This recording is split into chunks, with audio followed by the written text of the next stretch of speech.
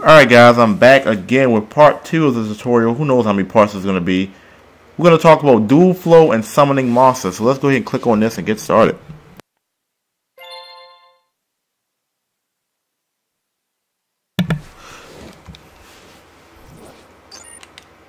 Alright, time to go over the game flow. This is how the game is played. Before the duel actually begins, you do rock, paper, scissors. The winner usually goes first. If you win the rock, paper, scissors, you can choose to go first or second. The loser doesn't choose anything. So,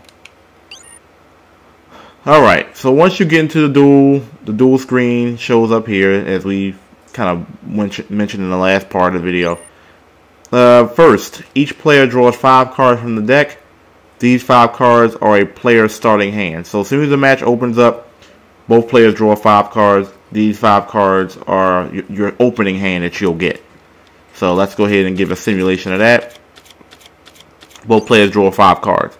Cards that are used during a duel are mainly from your hand. So your chance to take over the duel comes when you draw a powerful card. So, yeah. No need to explain that. In the duel, both players alternate performing actions. The order in which this happens is called a turn. We'll assume that you are the player that goes first. At the beginning of your turn, so each player draws 5 cards. Whoever went first on the rock, paper, scissors will get their first turn, and then they draw a card. So this is what's going to happen here. So they're going to draw. So now I have 6 cards. Now remember, you don't start with 6 cards. You start with 5, and then your draw phase begins, and then you draw a card. Alright, let's explain a normal summon. So a normal summon is the action of placing a monster on the field. You can only summon one monster on a turn unless there's a monster effect that allows you to do more than one normal summon per turn, which there are some monsters that do that. Even if you have a lot of monster cards in your hand, you can only summon one monster per turn. So just don't think because you have a lot of monsters in your hand that you're going to be able to do a lot of stuff, because you can only play one monster per turn. So make sure, the way I look at it is, when you have a bunch of monster cards in your hand and no magic or trap variety, you want to think about what is the best monster that you can play on turn 1 that will give you the best chance of either drawing another card that give you more options, or at least being able to get to your next turn without a lot of damage being done to you by your opponent. Summoning a monster in face-up attack position is when you place a monster on the field vertically. This is explained in okay, so we're just gonna whatever. There are 5 monster cards on the field. You cannot summon a monster. So basically, once per turn you can summon one monster. So basically, choose carefully, because you cannot summon another monster. Okay, try summoning a monster. Okay, so we're just gonna pick a mechanical chaser, or no, Doom's Dark Witch. So once you click on it with whatever you're playing, so if you're on any type of console or handheld, I guess it'll be the A button or whatever. They'll ask you to summon or set. Now, setting is playing in defense mode, summoning is in attack mode. So we're gonna put in attack mode.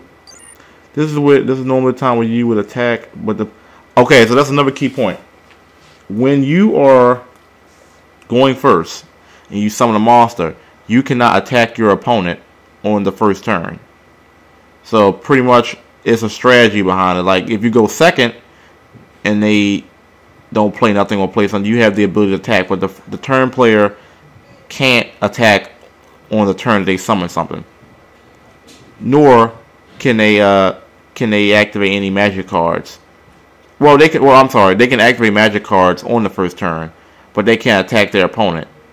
So, but the thing about it is, since you're going first, your opponent really can't chain anything. Like I said, there are exceptions, but your opponent really can't chain anything because you're going first. So it allows you to play your back row and any magic cards that you want to play, because your opponent really can't negate anything because you're going first. The good thing about going second is, 1, you can attack. 2, you have the ability, if they play any back row, you can blow up their backfield with any destruction cards that you may have.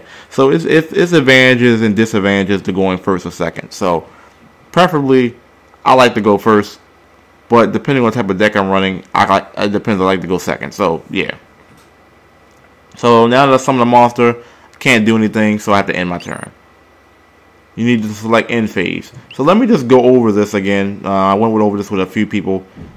You see the little blue bars in the middle. You got DP, SP, and all that. DP is for draw phase, which we drew the extra card. Standby phase is your standby phase between your draw and your main phase. Main phase is the phase where it allows you to summon monsters and play back row, magic, and trap cards. BP is the battle phase, which allows you to attack. Main phase 2, it just allows you to play any additional back row or anything before you end your turn. Because a lot of things can go on between the main phase 1 and battle phase, mainly the battle phase. And based on whatever happens on the battle phase, you are allowed to at least counterattack with something in your main phase 2. And then your end phase is EP. Alright, so let's go ahead and hit that. Alright, I'm not going to try to make this too long because this is ridiculous. How these tutorials are really detailed. Like, I don't... I hit end phase. Okay, pressing end phase or where? Okay, whatever. Alright, so a duel was carried on both players taking turns like you did.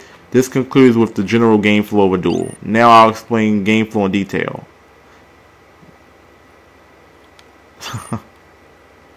Alright, so that's it for part 2. And I'll be back for the phases and all that. I kind of already glossed over that. So I really don't think I'm going to go